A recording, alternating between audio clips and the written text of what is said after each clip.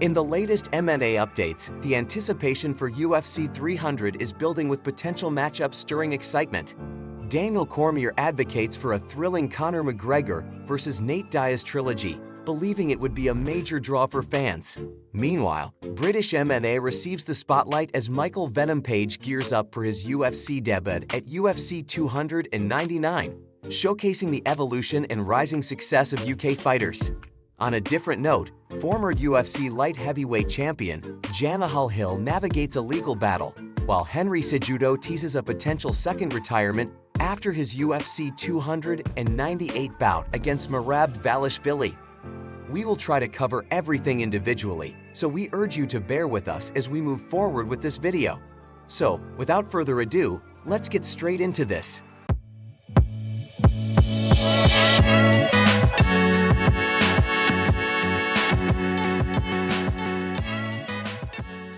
Latest MMA Morning Report, the spotlight is on Conor McGregor's anticipated return to the UFC and the potential matchups for UFC 300.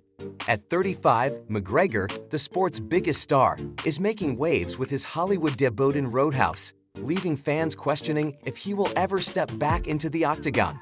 Despite McGregor's claim of a June return at middleweight against Michael Chandler, UFC CEO Dana White has refuted the statement, fueling speculation about alternative opponents for UFC 300's main event. Former double champion Daniel Cormier suggests a pivot to a Nate Diaz trilogy bout as the most appealing option for fans. Cormier emphasizes the intrigue surrounding the first two encounters between McGregor and Diaz, citing their historic pay-per-view success. While acknowledging that both fighters have evolved since their 2016 clashes, Cormier believes the allure of their rivalry still holds substantial financial and entertainment value. The McGregor-Diaz rivalry began with Diaz's memorable upset at UFC 196, followed by McGregor's redemption at UFC 202. Since then, both fighters have experienced ups and downs in their careers, including Diaz's foray into boxing against Jake Paul. Despite changes in their skill sets, the potential for a third showdown remains a lucrative prospect. Cormier expresses concern for Michael Chandler, suggesting that the former Bellator lightweight champion may be prioritizing name recognition and financial gains over competitive challenges. Chandler's extended hiatus since November 2022, fueled by the hope of a McGregor bout, leads Cormier to believe that Chandler is stepping back from elite competition. Cormier urges Chandler to reconsider and pursue more competitive matchups within the lightweight division, emphasizing the current landscape with fighters like Dustin Poirier, Charles Oliveira, and Rafael Fiziev. The suggestion is clear. For UFC 300, the promotion should capitalize on the fan appeal of McGregor versus Diaz 3, a matchup that promises both financial success and riveting competition. In a groundbreaking moment for British M&A, Michael Venom Page is set to make his highly anticipated UFC debut at UFC 299 on March 9, where he will face UFC veteran Kevin Holland in a welterweight clash. This move aligns with the upward trajectory of MMA in the UK, highlighted by recent achievements such as Leon Edwards and Tom Aspinall securing UFC championships in 2023. Reflecting on the evolution of British M&A, Page acknowledged the progress made by fighters in the region, citing a historical shift from Brazilian to American dominance before the emergence of fighters from Chechnya and Dagestan. Page emphasized the influence of trailblazers like Jimmy Manuwa, Brad Pickett, and Michael Bisping in paving the way for the current generation, making it an exciting era for UK MMA. A recent training session showcased Page collaborating with UFC heavyweight Tom Aspinall, implying cross-disciplinary training to enhance skills and conditioning.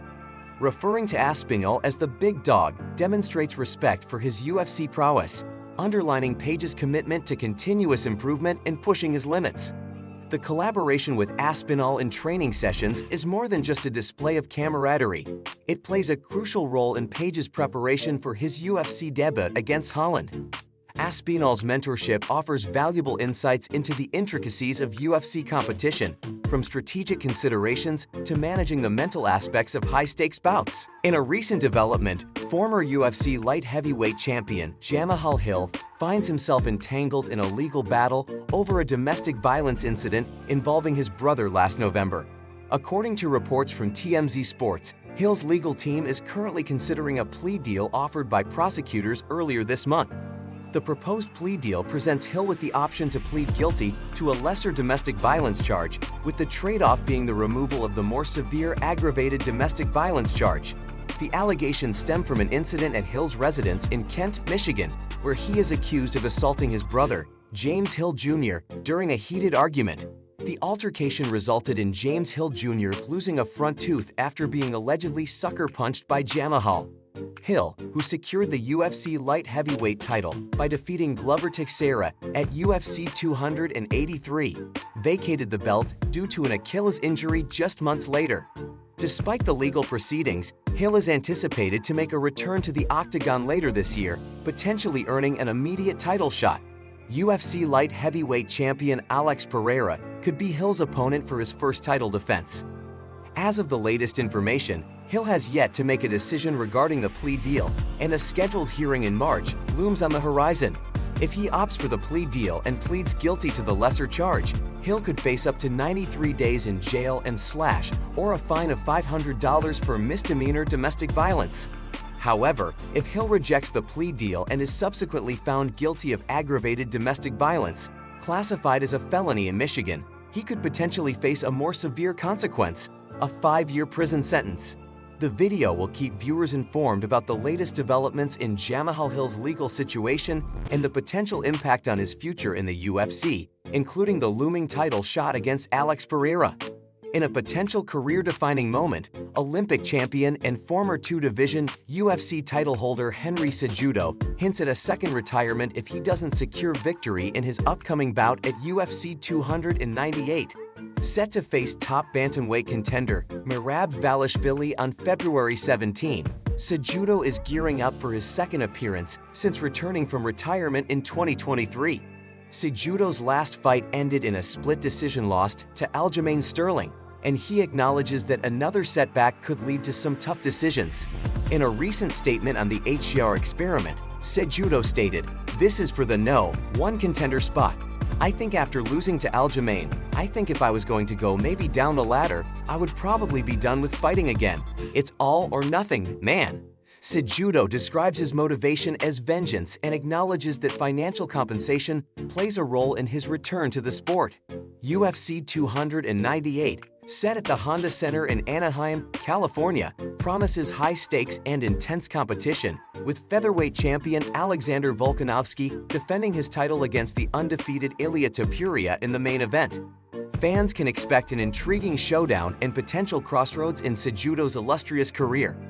We come to the end of today's UFC Madness. What are your thoughts on the video? Drop your comments and feel free to suggest topics for our upcoming videos. Until then, stay amazing, folks!